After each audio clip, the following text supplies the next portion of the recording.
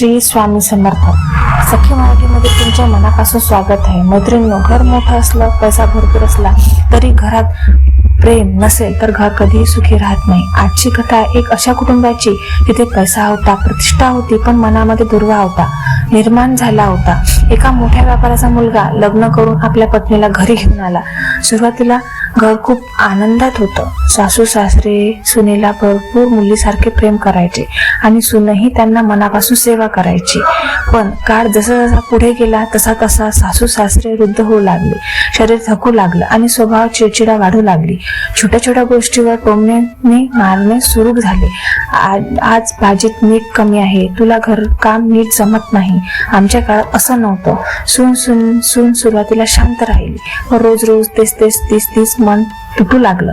घरात सतत वाद होऊ लागला आणि एके दिवशी रागाच्या भरात सून माहेरी निघून गेली. मुलगाही खूप त्रासात होता. एका बाजूला आई वडील आणि दुसऱ्या बाजूला पत्नी. घरात शांतता संपली होती. हे सगळं पाहून सुनीने वडिलाला एक सिद्ध साधू महाराजाकडे गेले. साधू महाराजांनी सर्वांना एकत्र बोलवले आणि वृद्ध आई वडिलांकडे पाहून शांत आवाजात सांगितले, म्हातारपण म्हणजे दुसरं बालपण असतं. त्या वयात शब्द जपून वापरले नाही तर घर तुटायला वेळ लागत नाही. तुमची सून परकी नाही, ती त्या घराची लक्ष्मी आहे. तुमच्या एका कठोर शब्दामुळे तिचं मन रोज तुटत होतं.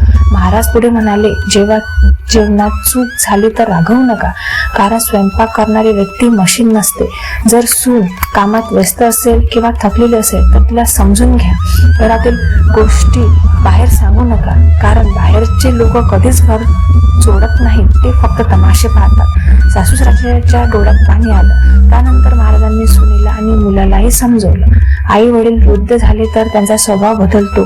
त्यांच्या प्रत्येक शब्दात राग धरू नका. आज ते म्हातारे आहेत, उद्या तुम्ही होणार आहात. जसं तुमचे आई वडिलांशी वागाल तसं तुमचे मुलं उद्या तुमच्याशी वागतात.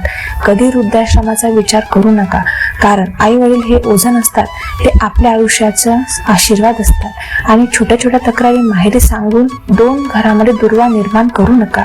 हे सर्व ऐकून सून रडू लागली. तिने सासू सासऱ्याच्या पायात पडून माफी मागितली आणि सुनेलाही तिला मिठी मारली. त्या दिवसानंतर त्या घरात एक नियम बनला, राग आला तरी मोठ्याने बोलायचं नाही, एकमेकांचा अपमान करायचा नाही आणि घरात प्रेम कधी कमी होऊ द्यायचा नाही. हळूहळू त्या घरात पुन्हा आनंद परत आला. मित्रांनो, घर टिकवायसाठी पैसा नाही तर समजूतदारीपणा लागतो. वृद्धांचा आदर करा आणि सुनेलाही मुलीसारखं प्रेम द्या, कारण ज्या घरात एकमेकांचा सन्मान असतो इथेच खऱ्या अर्थाने लक्ष्मीचा वास असतो.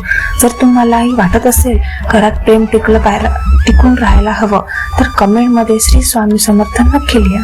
व्हिडिओ आवडला असेल तर लाईक आणि शेअर करा आणि सखी मराठीला सबस्क्राईब करायला विसरू नका.